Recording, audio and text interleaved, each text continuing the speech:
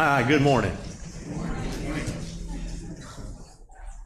Thanks for being here. Good to see everybody this morning. We're going to start, it's a continuation of what we've been studying, but we're going to start with a look at the books of Kings, starting this morning. So 1 Kings is where we'll be in just a second.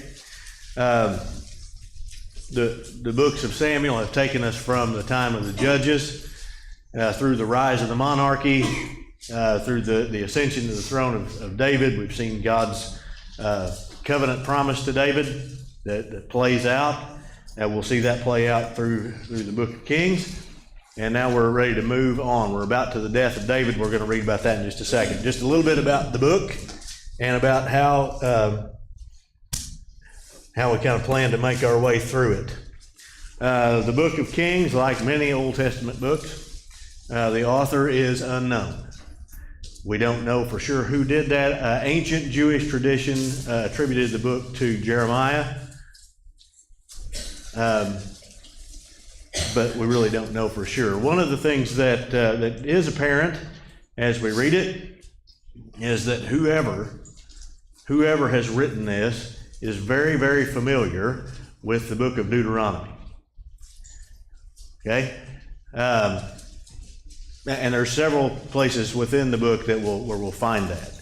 And so I want to show you one real quick. It's over in 2 Kings. 2 Kings chapter 17.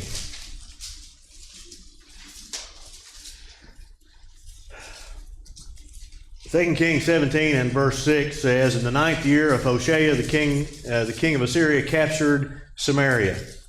He carried the Israelites away to Assyria and placed them in Halah and on the harbor, the river of Gozan, in the cities of the Medes." All right, that's just a pretty simple, straightforward statement of what's happened.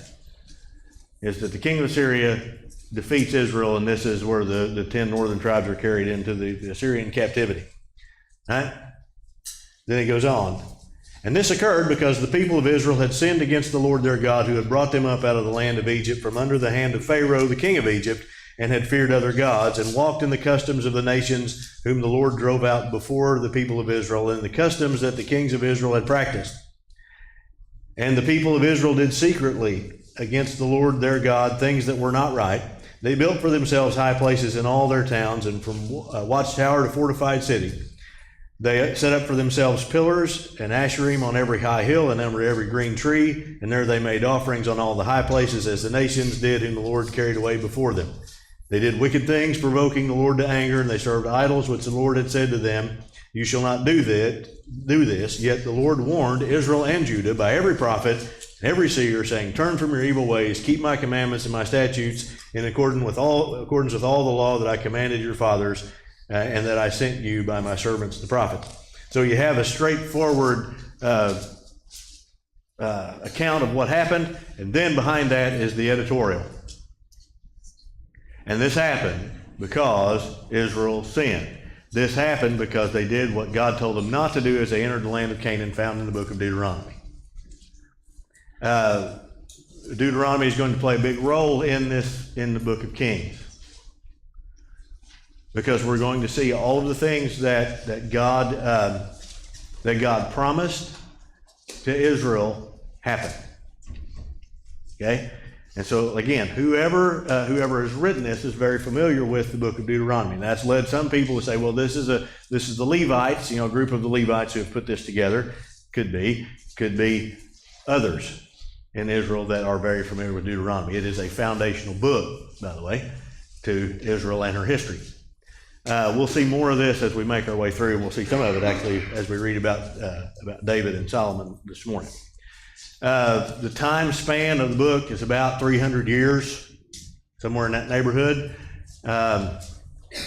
It starts with, or at the very early on in the book of Kings, is the ascension of Solomon to the throne, and we will end with Judah in captivity, somewhere in the span of about 300 years.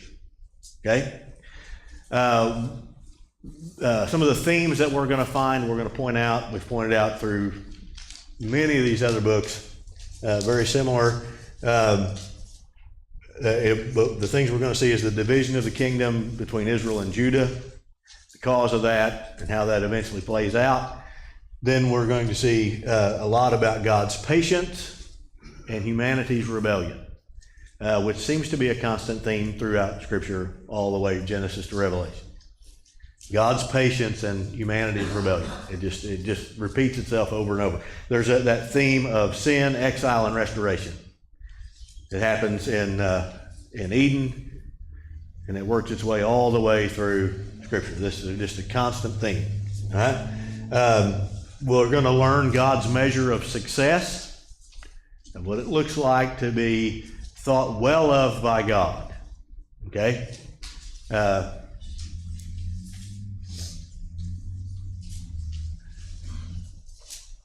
And you'll hear this over and over. I was laying out whether or not to go ahead and tell you, but I'm just going to go ahead and tell you. I can't wait. God's measure of success, as far as the kings of his people, is, are they faithful to the covenant or are they not? And that's it.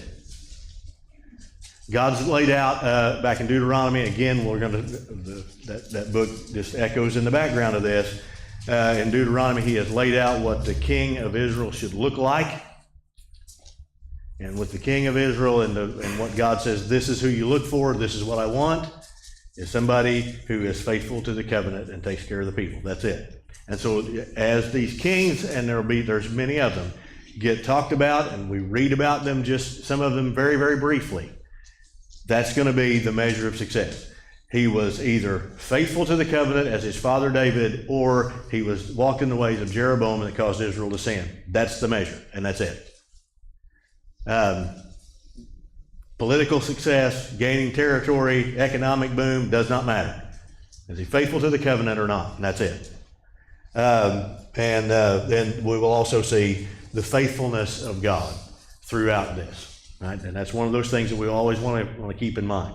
The way that I intend to cover this, and there's a lot of material, okay, and there's a lot of material,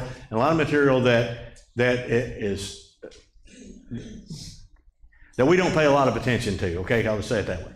A lot of names that we're going to read that we go, never heard of them, and probably never will, right? I mean, they're just not all that big a deal, right? But they are important in some ways. So the way that I intend to cover this is that we'll slow down a little at the beginning as we look at the rise of Solomon, and we'll look at Solomon's reign and spend some time there. We'll spend some time with some of the prophets that are in the books of Kings that we don't find in other places, Elijah and Elisha. Those are two big ones that we'll deal with. And then we will spend some time, and I don't have this mapped out as far as exactly how long this is going to take, but I don't intend for it to take incredibly long, as we just look at the kings themselves. The kings that reign in Israel, the kings that reign in Judah, the good and the bad. Just spoiler alert, most bad. I mean, there's only a handful that are good. But with those kings, where the prophets that we have, the books of the prophets from the Old Testament, where they fit in, right? They fold back into the time of the kings, and all, because that's kind of how this all flows together. All right, so that's kind of the plan. With me? All right, good deal. Clear as mud. Here we go. Let's look at 1 Kings chapter 1. King David was old and advanced in years, and although they covered him with clothes, he could not get warm. Therefore his servant said to him, let a young woman be sought for my lord the king, and let her wait on the king and be in his service. Let her lie in your arms, that my lord the king may be warm. So they sought for a beautiful young woman throughout the territory of Israel, and found Abishag the Shunammite, and they brought her to the king. The young woman was very beautiful. She was of service to the king and attended to him, but the king knew her not. Okay, she waited on David. She slept with David to keep him warm, but there was no sexual relations. That's what the writer's telling us, all right? And we go, big deal. Comes into a big deal in just a second. All right, here we go. Adonijah, the son of Haggith, exalted himself, saying, I will be king, prepared for himself chariots and horsemen, 50 men to run before him. His father had never at any time displeased him by asking, "Why have you done this?" And so, he was also a very handsome man. He was born next after Absalom. He conferred with Joab, the son of Zeruiah, and with Abiathar the priest, and they followed Adonijah and helped him. But Zadok the priest and Benaiah the son of Jehoiada, and Nathan the prophet, and Shimei and Rei and David's mighty men were not with him. Adonijah sacrificed sheep, oxen, fattened cattle by the serpent's stone, which is beside En Rogel. He invited all his brothers, the king's sons, and all the royal officials of Judah, but he did not invite Nathan the prophet, or Benaiah, or the mighty men, or Solomon his brother. Okay, Adonijah is the fourth son of David, and at this point, the oldest survivor. We think there's one that's missing that we don't. It's not in the text, but scholars believe he's also gone, and so he is probably from our standpoint, he's next in line. Okay, he's the oldest son. We may hear some things that he has in common with his older brother Absalom, and one is his looks. Right? Absalom is described as just incredibly handsome, not a flaw in him. Right? Adonijah is described much the same. In his desire to be king, he's not yet been anointed. This hasn't been anything official. He has amassed some chariots, horsemen, and 50 men to run before him. Again, echoes of Absalom. You go back to 2 Kings 15. As Absalom tries for the throne, this is what he has: chariots, horsemen, and 50 men to run before him. So this is what's going to happen. He sees the opportunity as David is on the decline, and he's just going to go ahead and he's going to beat the rush. Okay, this is surely what's going to happen. So he's just going to get there ahead of time, and so he invites everybody. He offers these sacrifices, which is another one of those things of showing his authority. He offers sacrifices, and he invites everyone except for the people who don't like him. Okay, the people who aren't with him. David's mighty men are not with him. Nathan the prophet's not with him, and Solomon is excluded. Okay, so that's kind of the setup. All right, we move on. Then Nathan said to Bathsheba, the mother of Solomon, "Have you not heard that Adonijah has become king, and David our Lord does not know it? Now therefore come, let me give you advice that you may save your own life and the life of your son Solomon. Go in at once to King David and say to him, Did you not, my lord the king, swear to your servant, saying, Solomon your son shall reign after me and shall sit on my throne? Why then is Adonijah king? Then while you're speaking with the king, I will come in after you and confirm your words." Right? Bathsheba went to the king in his chamber. The king was very old. Abishag the Shunammite was attending to the king. Bathsheba bowed, paid homage to the king. And the king said, "What do you desire?" She said to him, "My lord, you swore to your servant by the Lord your God, saying, Solomon your son shall reign after me, and he shall sit on my throne. And now, behold, Adonijah is king, although you, my lord the king, do not know it. He sacrificed oxen, fattened cattle, sheep in abundance, and has invited the sons of the king, Abiathar the priest, and Joab the commander of the army, but Solomon your servant he has not invited. And now, my lord the king, the eyes of all Israel are on you to tell them who shall sit on the throne of my lord the king after him. Otherwise, it will come to pass that when my lord the king sleeps with his fathers, that I and my son Solomon will be counted offenders." While she was still speaking with the king, Nathan the prophet came in, and they told the king, "Here is Nathan the prophet." When he came in before the king, he bowed before the king with his face to the ground, and Nathan said, "My lord the king, have you said, Adonijah shall reign after me, and he shall sit on my throne? For he's gone down this day and sacrificed oxen, fattened cattle, and sheep in abundance, has invited all the king's sons, the commanders of the army, and Abiathar the priest, and behold, they are eating and drinking before him, saying, Long live King Adonijah. But me, your servant, and Zadok the priest, and Benaiah, the son of Jehoiada, and your servant Solomon he has not invited. Has this thing been brought about by my lord the king? And have you not told your servants who should sit on the throne of my lord the king after him? Okay, anybody else hear this king repeated over and over and over? My lord the king, my lord the king, your lord the king, the king. I think maybe they're trying to tell us that David's still king. I don't know, but it seems like this is important, or we wouldn't keep repeating it. Nathan fears for the life of Bathsheba and Solomon because that's just kind of the practice. And if they have been excluded, and if Nathan's been excluded, and some of David's mighty men and Solomon have been excluded, then they will probably be in real danger. So Nathan just says, listen, what you go, to Bathsheba, you go start the conversation, and I'll come in and bring the rest of the news. And so that's what happens. Another person that we hadn't heard from in just a little bit is Joab. Joab, who was the commander of David's army, then was replaced and then killed his replacement and is back to being the commander of the army, and he is now on the side of Adonijah.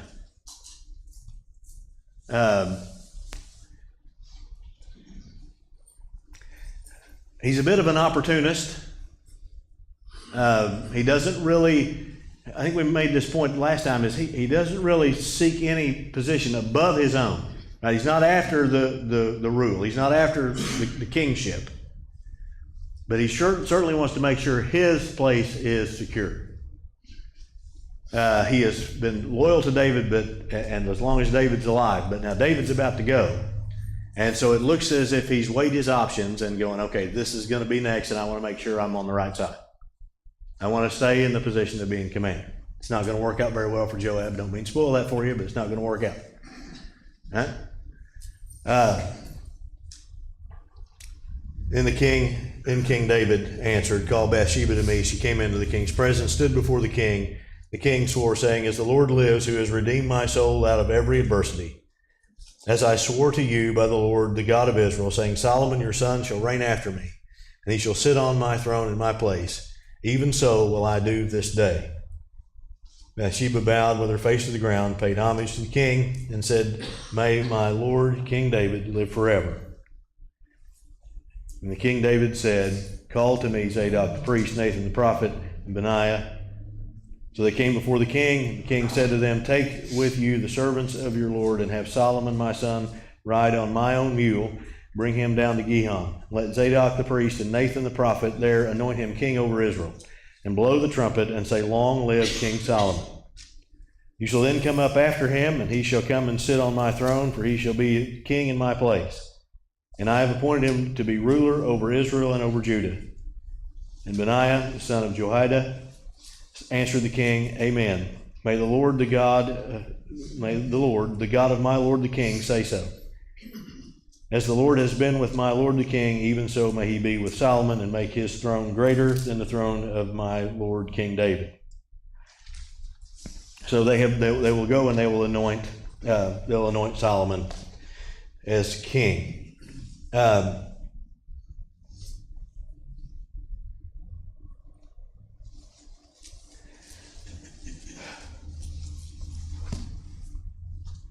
There are several more things, and we'll get to some of the others will be covered a little bit more in chapter 2. I want to get to a couple things else here in just a second. And that is going to be, I want us to take a look at David's instructions to Solomon. All right? Chapter 2. When David's time to die drew near, he commanded Solomon his son, saying, I am about to go the way of all the earth. Be strong, and so show yourself a man. And keep the charge of the Lord your God, walking in his ways, and keeping his statutes, his commandments, his rules, and his testimony, as it is written in the law of Moses, that you may prosper in all that you do and wherever you turn. That the Lord may establish his word that he spoke concerning me, saying, if your sons pay close attention to their way, to walk before me in faithfulness with all their heart and with all their soul. You shall not lack a man on the throne of Israel. Moreover, you also know what Joab, the son of Zeruiah, did to me, how he dealt with the two commanders of the armies of Israel, Abner, the son of Ner, and Amasa, the son of Jether, whom he killed, avenging in time of peace for blood that had been shed in war, and putting the blood of war on the belt around his waist and on the sandals of his feet. Act therefore according to your wisdom, but do not let his gray head go down to Sheol in peace. But deal loyally with the sons of Barzillai, the Gileadite, and let them be among those who eat at your table. For with such loyalty they met me when I fled from Absalom your brother. And there is also with you Shimei, the son of Gera, the Benjamite from Bahurim, who cursed me with a grievous curse on the day when I went to Mahanaim. But when he came down to meet me at the Jordan, I swore to him by the Lord, saying, I will not put you to death with the sword. Now therefore, do not hold him guiltless, for you are a wise man. You'll know what you ought to do to him, and you shall bring his gray head down with blood to Sheol. David slept with his fathers and was buried in the city of David. And the time that David reigned over Israel was 40 years. He reigned 7 years in Hebron, 33 years in Jerusalem. So Solomon sat on the throne of David his father, and his kingdom was firmly established. Echoes to the book of Deuteronomy. Again, when David says, I'm about to go the way of all the earth, here's what you do now. You make sure that you walk in the statutes and the commandments of the Lord your God, so that it may go well with you. It echoes, it's not exactly word for word, but it certainly echoes what Moses has to say to the people of Israel, what Moses says to those who will follow him when he goes the way of all the earth. This is it. Right? David gives the direction for the king is faithfulness to the covenant. Right? But he has some more things to say. And again, I don't know what to make of some of them. But as for Joab has killed 2 men at peacetime.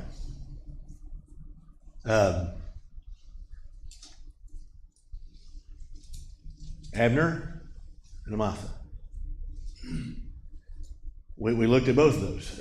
Abner as vengeance for the killing of Joab's brother,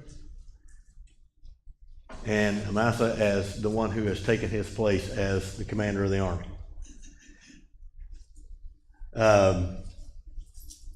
The instructions from David to Solomon is, he's got to go. You do not let his gray head go down to Sheol in peace. Another way of saying, you need to get rid of it. You have to deal with this. Now, it bothers me a little, and it may bother the rest of us a little, that David doesn't deal with this on his own. It wasn't that he didn't know this stuff had happened, but he doesn't. There's a lot of good. There's a lot of good about David. There's a lot that's not so good about David. But it's important to notice that these books are not about David. These books are about God. Right? David's not the hero of the Bible. God is. And as you and I look sometimes very seriously at our own lives, we'll go, there's some good there. Right? Sometimes there's some stuff that's not so good.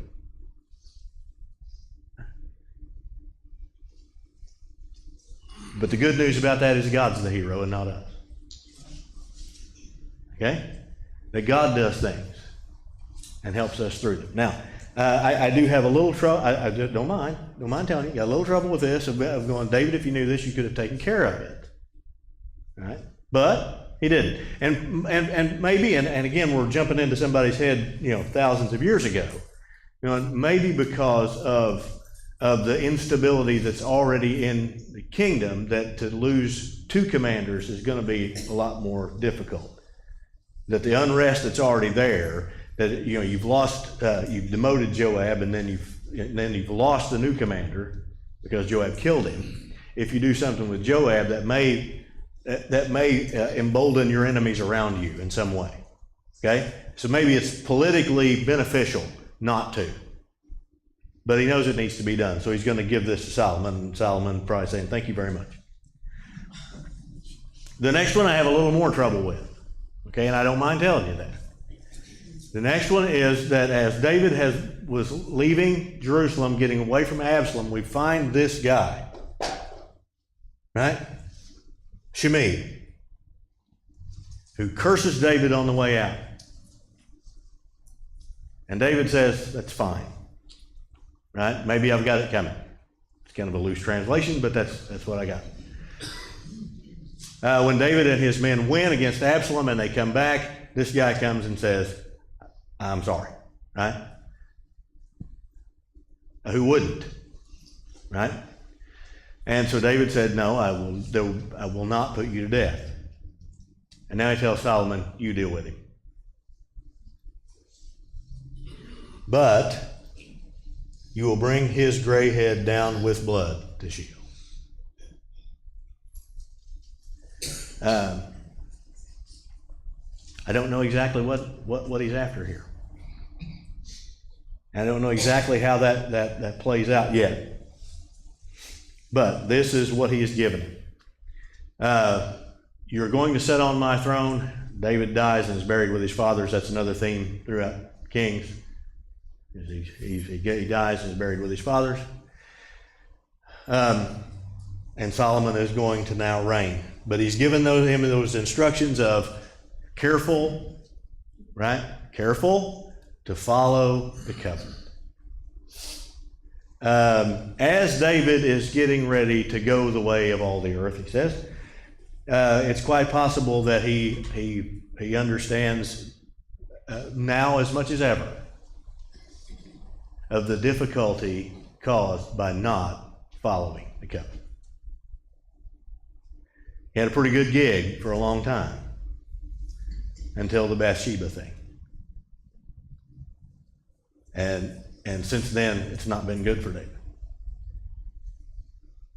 And he knows what it's like, how life can be much different and much more difficult if you don't follow the covenant.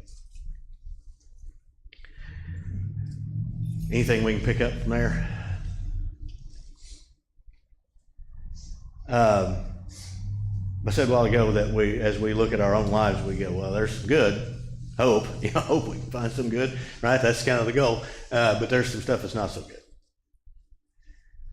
good. Did we learn anything from the not so good? Did we learn anything whenever we went the wrong direction from what God had commanded? We don't have that kind of time where we'd stop and just let everybody confess, right? But there's a lot of it, right? I think one of the important things and one of the important roles as we have as people who are more mature, let's say it that way, is to communicate that kind of thing to the generation behind us, much like David is doing here. Right? It's important that you do these things. And it's important that you do these things, not just because I say so, but because I've walked down that road and I've done things that I shouldn't have done, and here's the trouble that it's caused. I don't want that for you. We don't want that for the generation behind us. So there's always a fine line, okay, and I don't mean to, believe me, I don't even know where it is, but I know there's a fine line between being a little too self-confessional at times and just completely denying that we've ever done anything wrong when it comes to talking to the generation behind us. Okay?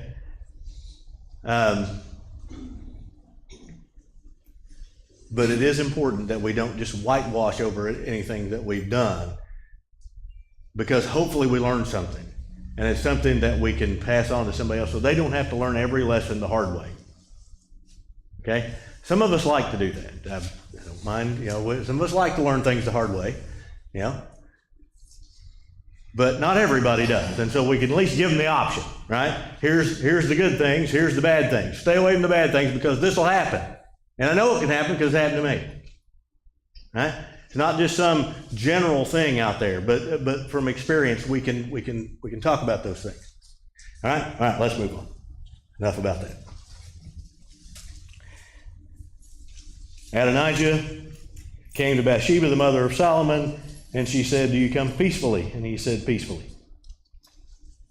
Then he said, "I have something to say to you." She said, "Speak."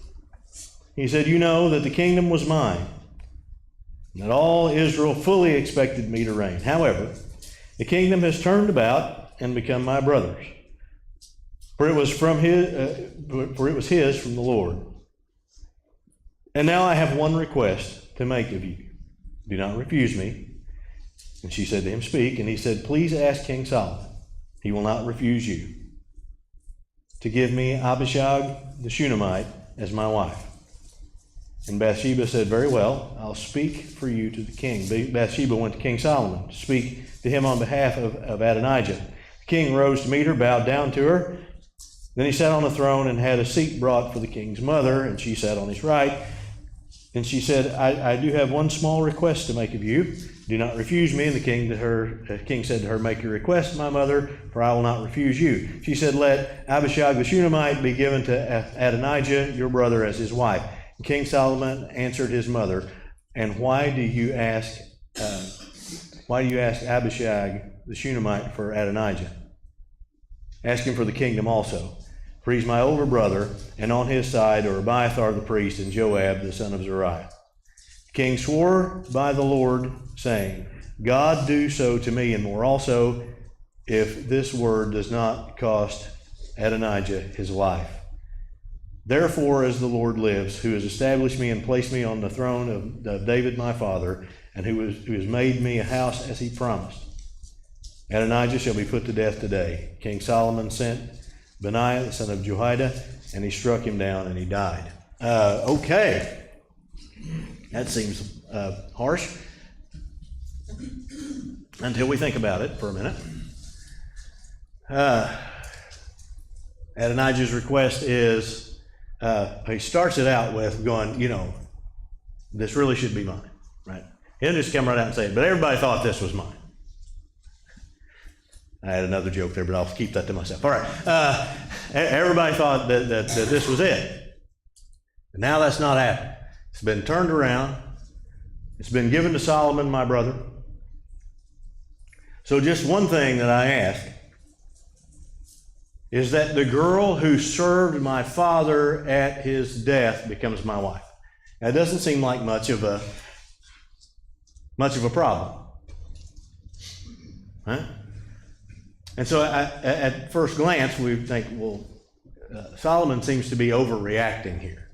In the midst of all this, can we not, let's not forget Abishag, the Shunammite, who apparently has no say in any of this. Okay? None as being selected to wait on David in his death. None in this. Completely different time, right? But let's don't forget about her. But if she can be given to Adonijah as his wife, really sets Solomon off. Because what we've seen before, the similarity between Adonijah and Absalom. When Absalom comes to Jerusalem and David has fled, remember what he does? David has left 10 concubines to tend the house. And Absalom violates every one of them because that's a sign of the power and the taking over of the throne.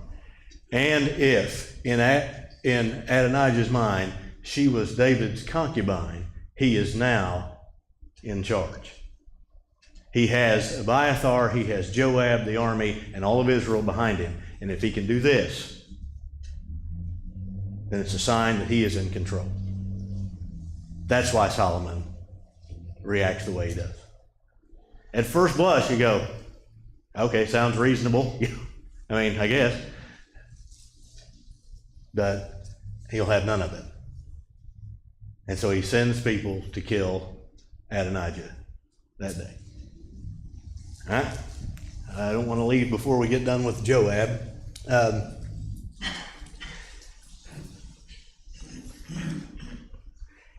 Abiathar, the priest, and to Abiathar, the priest, the king said, "Go to Anatot for your estate, for you deserve death.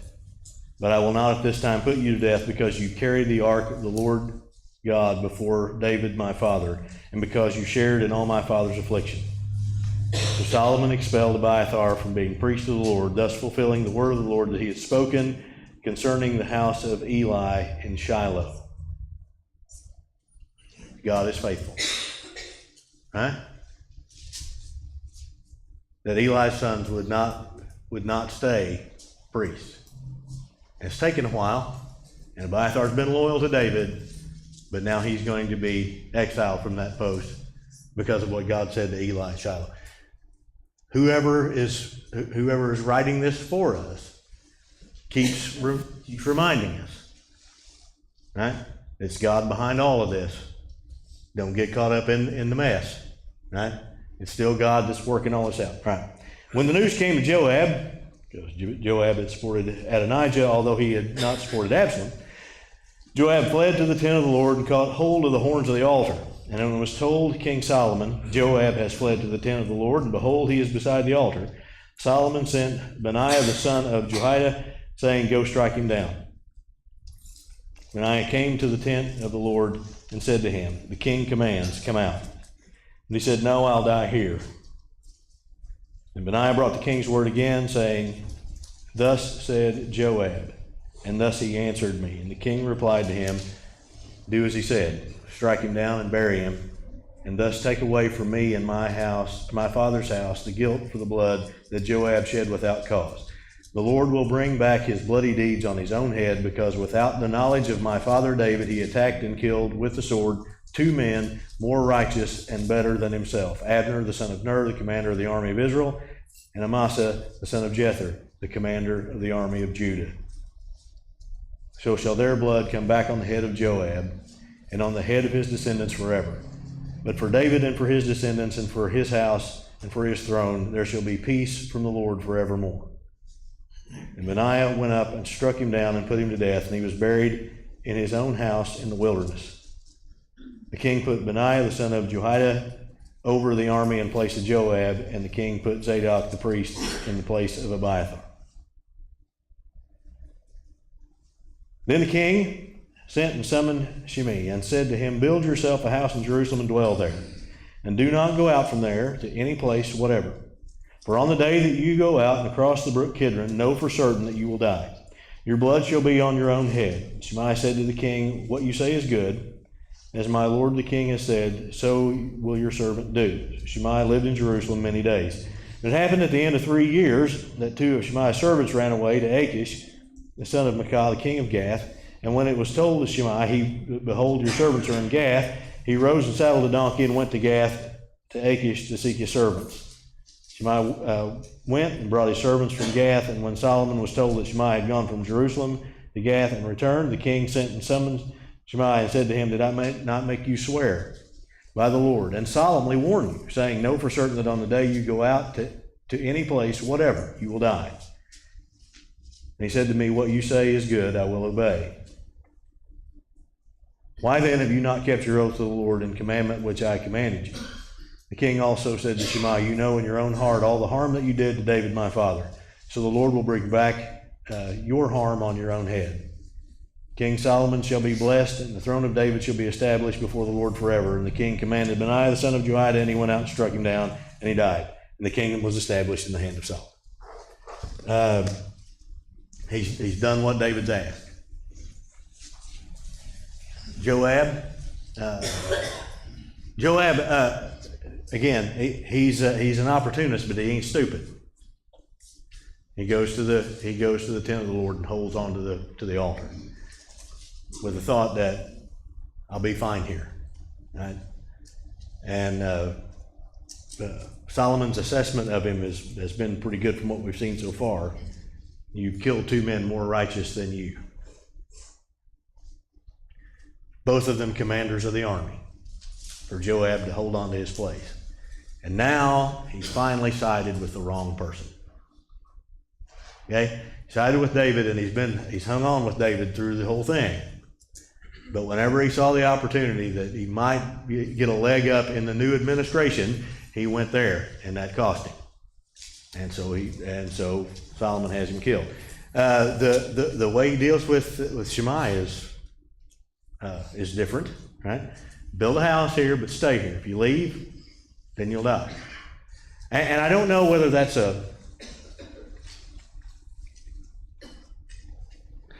kind of an out for Solomon too, of going, well, I told you what was going to happen, and you made the choice to leave, and so you die. But it still upholds the wishes of his dying father. Both of them die, and Solomon is now firmly in control. And that's where we're going to leave it before we pick up next week in chapter 3. Let's have prayers as we close. Father, we love you so much, and we thank you so much for who you are, and we're constantly in awe of your faithfulness and your grace and your mercy toward us. We see the importance, I hope we see the importance, Father, of being faithful to the covenant agreement that we have with you. You have offered us your presence and your protection to be with us, to guide us, to lead us. You promised us safety from our enemy. And it's on our part of responsibility to live faithfully to what you've asked us to do. And you've asked us this not just because you can, but because it's the best way for us. Help us to recognize that, recognize your wisdom, and to follow along. We're thankful for your faithfulness and all that you do, and we're thankful for our time together and the things that you've left for us to find. We love you so much. In Jesus' name, amen.